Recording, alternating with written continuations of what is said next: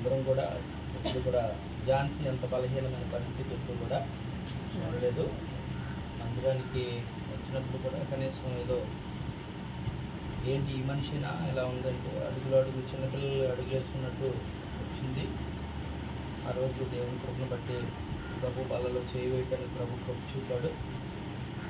ఆ బలలో చేయి వేసిన తర్వాత దేవుడిచ్చిన ఆరోగ్యంతో మళ్ళా శుక్రవారపు ఆరాధనకు రాగలిగింది. ప్రభు శరీరము ప్రభు రక్తం మనలో ఉన్నప్పుడు ఈ బలహీనమైన దేహానికి దేవుడు శక్తినిస్తాడు. అదేవిధంగా దాన్ని అనాలోచితంగా తీసుకుంటే ఈ దేహానికి రోగాలు వస్తాయని కొరింథీ పత్రికలో 11వ అధ్యాయంలో 23వ వచనం నుంచి ఆ మాటలో రాయబడుతుంది. ఇది ప్రభు యొక్క శరీరం అని వివేచించక తిని త్రాగువాడు శిక్షావిధికి గురవుతున్నాడు. అయితే మన వ్యాధి బాధ బలహీనతల్లో మనకంటే ముందు ఆయన బాధ నొందిన వాడిగా, మనకంటే ముందు శ్రమ నొందిన వాడిగా ఉన్నాడు కనుక ఆయన శక్తిమంతుడు అన్నీ జయించాడు కదా.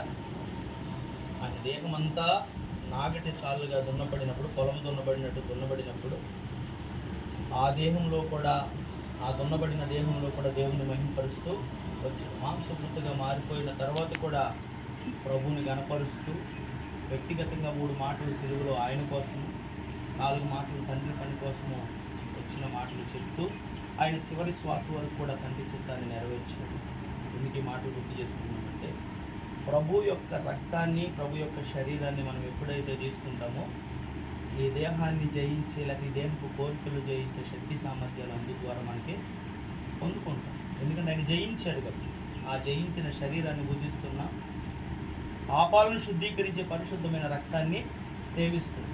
అందుకు పాపాలని చేయకుండా ఒకరు చేసిన పాపం ఉంటే శుద్ధీకరింపబడినట్లుగా అది మనలో పనిచేస్తూ ఉంటుంది. దేవునికి స్తోత్రం. హల్లెలూయా. అటువంటి బలహీనతలో దేవుడు కాపాడాడు.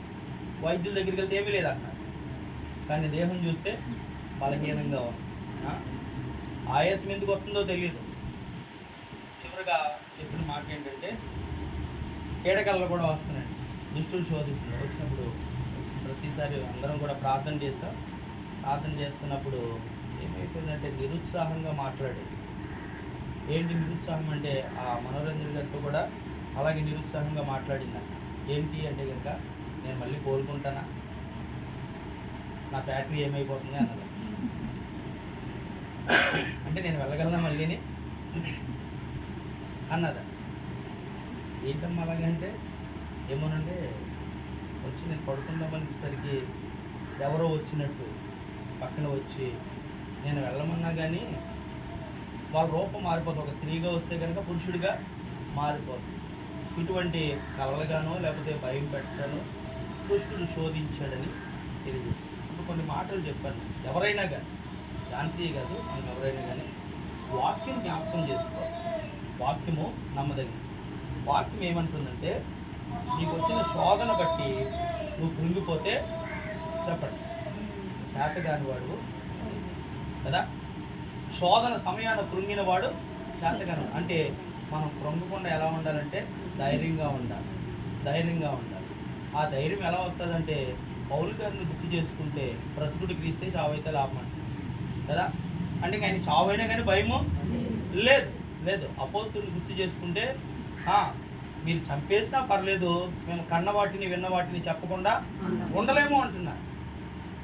అలాంటి వారు ఏమయ్యారు అయ్యా అంటే కనుక మనందరికీ దిక్సూచులుగా మాదిరిలుగా ఉన్నారు. పరిశుద్ధ గ్రంథంలో పరిశుద్ధులైన అపోస్తులు అని లిఖించబడి పత్రికలు రాసి మా జీవితాలు ఇవి అని సాక్ష్యాలుగా మన ముందు ఉంచారు. దేన్ని బట్టి అంటే కనుక మరణం అనే శోధన ఎదురొచ్చినప్పుడు చంపేతారేమన్న భయం అన్నది వాళ్ళలో కనపడలేదు.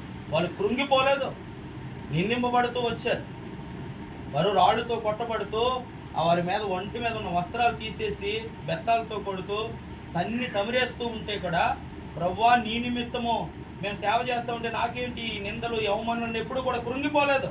అలా కృంగిపోయి ఉంటే అంతటి సేవ వారు చేసేవారు కాదు. అందుకనే వాక్యం ద్వారా ప్రభు చెప్తున్నాడు, నీకు ఎటువంటి రోగం వచ్చినా శోధన వచ్చినా నువ్వు కృంగితే కూడా నువ్వు చేయగలిగిన పని కూడా చేయలేవు. నువ్వు ప్రార్థనే చేయలేవు. ఇంకా చెప్పాలనుకుంటే స్వస్థపరిచే దేవునితోటి నువ్వు మాట్లాడలేవు. ఏంటి ప్రభు నాకు ఇలా అయిపోయింది అని నిందించుకుంటా బాధపడుతూ చెరసాల్లో కొట్టి మంటలు వేసి బిగించేస్తే మధ్యరాత్రిలో స్పృహ వచ్చిన తర్వాత పౌరుషీలు ఏం చేశారు?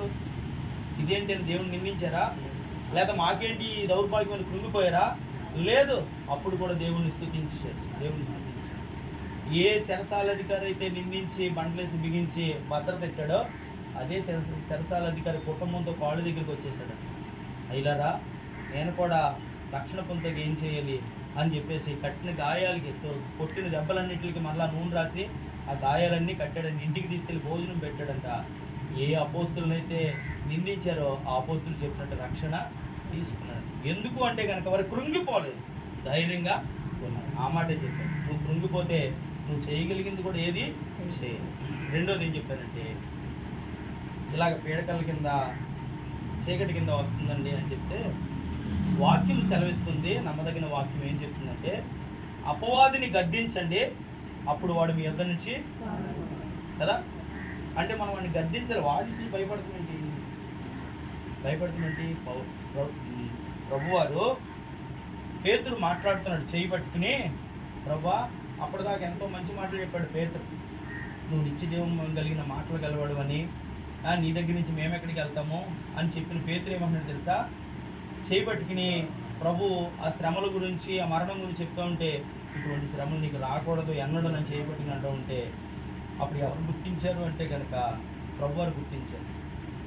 మనందరికీ ఎలా ఉంటుందండి? పేతురు మంచి మాటలే పలికాడు కదా, ప్రభు మీద ఉన్న ప్రేమను బట్టే కదా శిక్ష ఉండకూడదని చెప్తున్నాడు అనుకుంటాం మనమైతే. అపవాది మభ్య పెడతాక అలా చేస్తారు. అందుకనే దేవుడు ఏమన్నాడు తెలుసా? ప్రభు ఏమన్నాడు తెలుసా? యేసయ్య ఏమన్నాడు తెలుసా?